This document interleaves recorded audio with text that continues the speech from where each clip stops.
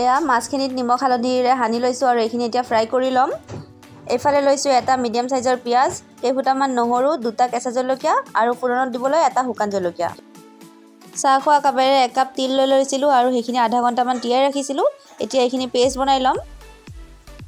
লগতে নহৰু আৰু কেঁচা জলকীয়া দুটাও দি দিছোঁ।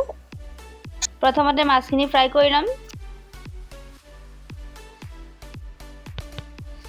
এয়া মাছখিনি এটা চাইড ফ্ৰাই হৈ গৈছে, ইটো চাইডো ফ্ৰাই হ'ব দিম।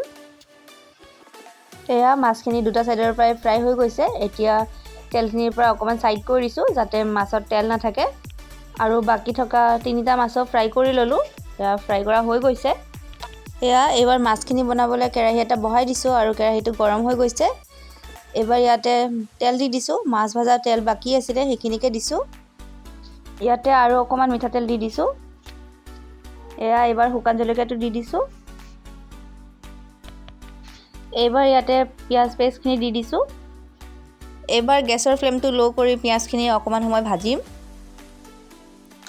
এয়া পিঁয়াজখিনি অকণমান সময় ভাজি ল'লোঁ। এইবাৰ ইয়াতে তিলৰ পেষ্টখিনি দি দিছোঁ। এইবাৰ এইখিনি ভালদৰে মিক্স কৰি দিছোঁ। আৰু এইখিনি সময়ত গেছৰ ফ্লেমটো ল' কৰিয়ে ৰাখিব। এইবাৰ তিল ৰখা বাতিটোৰে আধা বাতি মই পানী লৈ লৈছোঁ আৰু ইয়াতে দি দিছোঁ। এইবাৰ এইখিনি গোটেইখিনি ভালদৰে মিক্স কৰি দিছোঁ। এইবাৰ ইয়াতে মই মোৰ জোখমতে নিমখ দি দিছোঁ।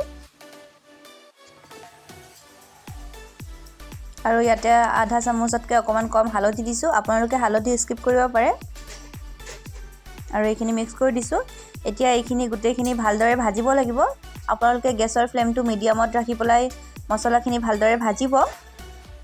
আপোনালোকে তিলখিনি ভাজা হ'লে গম পাব কালাৰটো অকণমান ডাৰ্ক হ'ব আৰু খুব ধুনীয়া এটা স্মেল আহিব। চ' এই তিলখিনি ভাজা হৈ গৈছে। এইবাৰ ইয়াতে অকণমান পানী দি দিছোঁ আৰু এইখিনি মিক্স কৰি দিছোঁ। এয়া এইখিনি সময় উতলিব দিছিলোঁ আৰু এইখিনিত এইবাৰ মাছখিনি দি দিছোঁ। এয়া গোটেইখিনি মাছ দি দিলোঁ আৰু এইখিনি মাছখিনি ভালদৰে তিলৰ লগত মিক্স কৰি দিছোঁ। এইখিনি সময়ত আপোনালোকে গেছৰ ফ্লেমটো মিডিয়াম কৰিয়ে ৰাখিব, নহ'লে তিলখিনি পুৰি যাব।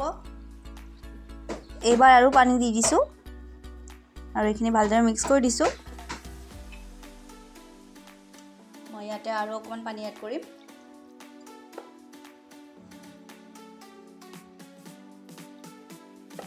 এতিয়া গেছৰ ফ্লেমটো হাই কৰি দিছোঁ আৰু এইখিনি উতলিব দিম।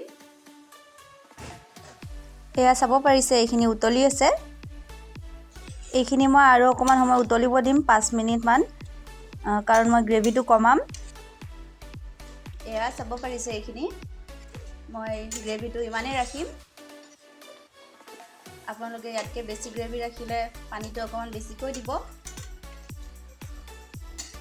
খুব ধুনীয়া স্মেল আহিছে আৰু খাবলৈ এইটো বিৰাটেই টেষ্টি হয়। এয়া আমাৰ তিলৰ লগত কাৱৈ মাছ বনাই ৰেডি হৈ গ'ল। এয়া ছাৰ্ভ কৰি দিছোঁ। এই ৰেচিপিটো আপোনালোকে ট্ৰাই কৰিব, খাবলৈ বিৰাটেই টেষ্টি হয়। খুব কম সময়ত ৰেডি হয় আৰু ৰেচিপিটো বনাওঁতে বেছি ইনগ্ৰিডিয়েণ্টছো নালাগে। খাবলৈ বিৰাট টেষ্টি হয়। আপোনালোকে ট্ৰাই কৰি কমেণ্ট কৰি জনাব ৰেচিপিটো কেনেকুৱা পায়। মোৰ ভিডিঅ'বোৰ যদি চাই ভাল পায় তেতিয়াহ'লে লাইক, কমেণ্ট, শ্বেয়াৰ কৰিব আৰু প্লিজ চেনেলটো ছাবস্ক্ৰাইব কৰি দিব আৰু কাষতে থকা বেল আইকনটো প্ৰেছ কৰি দিব যাতে মোৰ আহিবলগীয়া ভিডিঅ'সমূহ আপোনালোকে